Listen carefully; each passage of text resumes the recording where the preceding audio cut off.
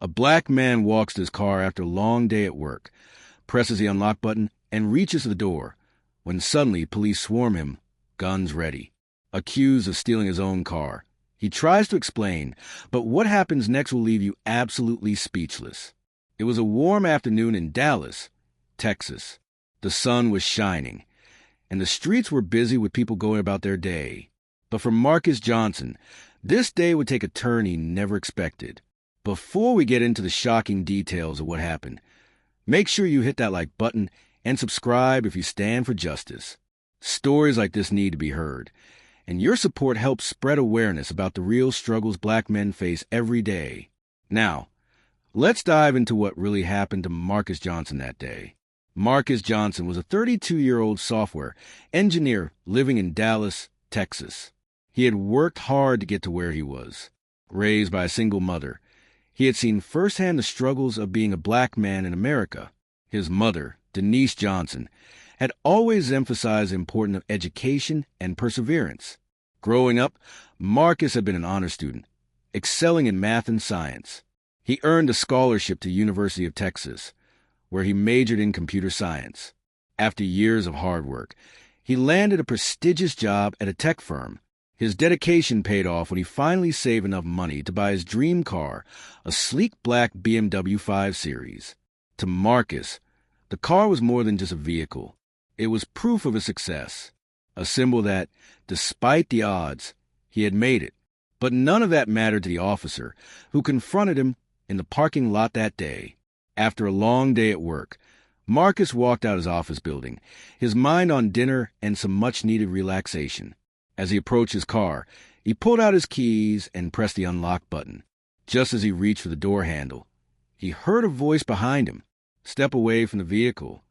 Startled, Marcus turned around and saw a police officer, hand on his holster, eyes locked on him. The officer's name tag read Officer Reynolds. Confused, Marcus lifted his hand slightly, showing he wasn't a threat. "Is there a problem, officer?" he asked. Officer Reynolds took a step forward. "Someone reported a stolen car matching this description. What are you doing here?" Marcus felt his heart race. He took a deep breath, trying to stay calm. "This is my car," he said, holding up his keys. "I can show you my registration and ID." But the officer wasn't listening. Instead, he reached for his radio. "I have a possible suspect here. Black male, early 30s, attempting to access a stolen vehicle." Marcus felt a lump in his throat. Why wasn't he being believed? He knew exactly why. Other people in the parking lot started to slow down, watching the scene unfold. Some pulled out their phones to record. The tension was thick.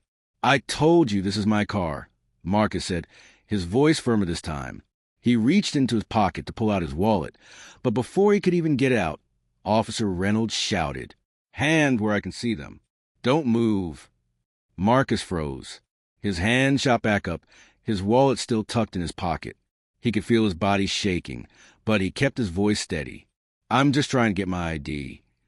By now, another officer had arrived. Officer Reynolds turned to him and said, "Possible car thief." He was trying to get inside. The second officer, a Latino man named Officer Diaz, glanced at Marcus and then at the car. Something about the situation didn't sit right with him. "Sir, do you have proof this is your car?" Officer Diaz asked calmly. "Yes," Marcus said. "The registration is in the glove compartment. The key fob in my hand unlocks the doors." Officer Diaz nodded and signaled for Marcus to unlock the car. With a shaky hand, Marcus pressed a button, and the BMW's lights flashed as the doors unlocked. Officer Reynolds' face changed. He looked confused, then embarrassed. "Maybe he has the keys, but that doesn't mean he owns a car," Reynolds muttered.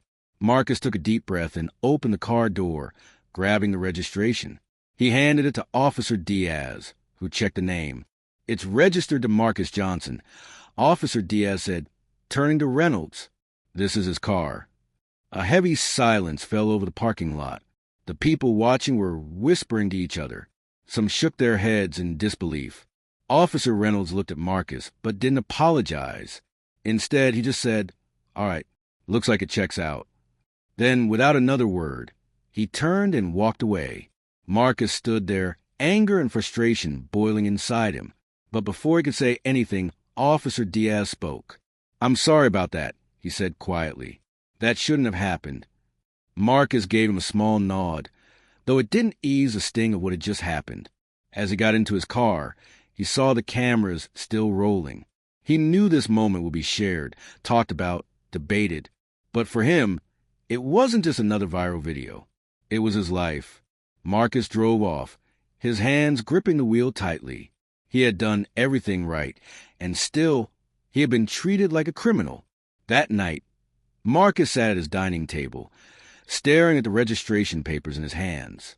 His mind replayed every second of what had happened. He thought about how quickly things had gone wrong, how easily he could have ended up in jail or worse, all because someone assumed he didn't belong. The next morning, he woke up to his phone buzzing nonstop. The video of the incident had gone viral overnight. Thousands of people were talking about it, demanding justice, calling out Officer Reynolds for his racial profiling. News stations were covering the story, and activists were reaching out to him for interviews. Marcus wasn't sure what to do next. Should he speak out? Should he just move on and try to forget? He didn't have the answers, but one thing was clear. This wasn't just about him. It was about every black man who had ever been accused, doubted, or treated unfairly just because of the color of their skin. As he watched the video again, he made a decision. He wasn't going to let this be just another forgotten moment. He was going to make sure people kept talking, kept pushing for change. Because this wasn't just a story. It was a story of so many others. If you believe that stories like Marcus's need be heard, make sure to like this video and subscribe. Help us spread awareness and stand for justice. Let us know in the comments. Do you think Officer Reynolds should be held accountable? And what would you have done in Marcus's situation? Let's talk about it.